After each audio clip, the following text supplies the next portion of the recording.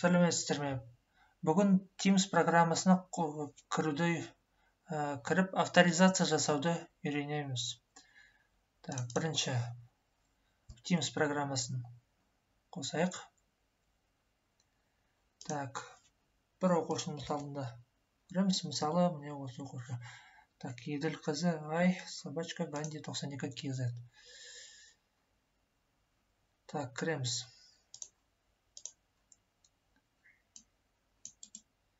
Мынау біздің қазір пароль сброс жасадық, сондықтан қазір осы парольмен кіріп, ол парольді өзгертеміз. Жаңа парольімізді енгіземіз. Войти. Одан кейін бізде осындай үш жол шығады. Текущий пароль, новый пароль және подтвердите пароль. Яғни біз жаңа паролімізді теріп, өзіміз жаңа парольді құрастыруымыз қажет.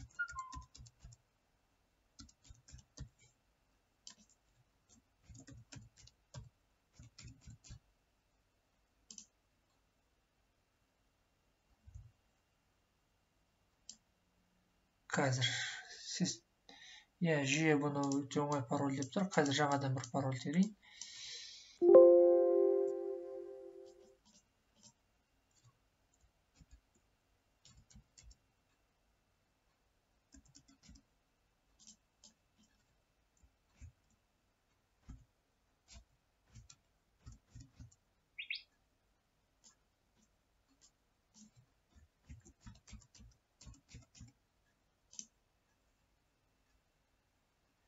Міне парольді. Так, пароль бізде 7 символ болып тұр. Біз 8 символ болу керек. Тағы бір символ қосайық. Так, енді көрейік. Пароліңізде міндетті түрде үлкен әріп, кішкентай әріп және бір цифр болу керек. Ең болмағанда. Так, кіріп көреміз. Еділ қызы Анжу.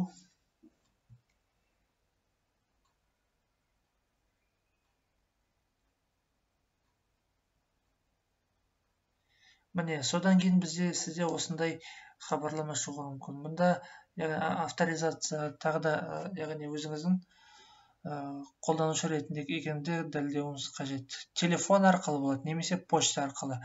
Сіздер телефон арқылы міндетті емес, почта арқылы да бола береді.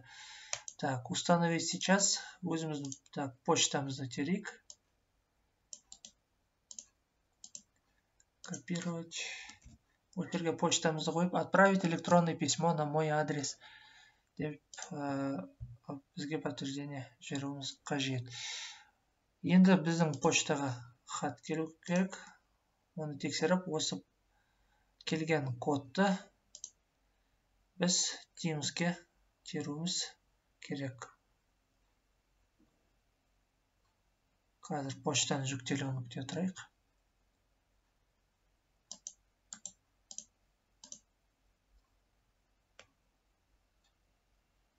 Так, міне біздің код. Қолмен теру болады, немесе копия жасап, копировать, вставить командасын қолданып қоя аласыздар. Так, готово. Ары қарай.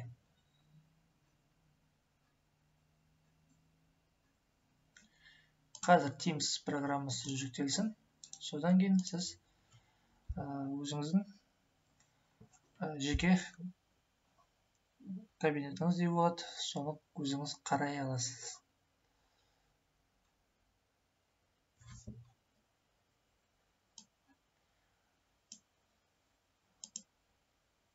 Ары қарай керек өткен командаларды барлығында өзіңіз де жасай аласыз. Жақсы, назарларыңызға рахмет. Сау болыңыз.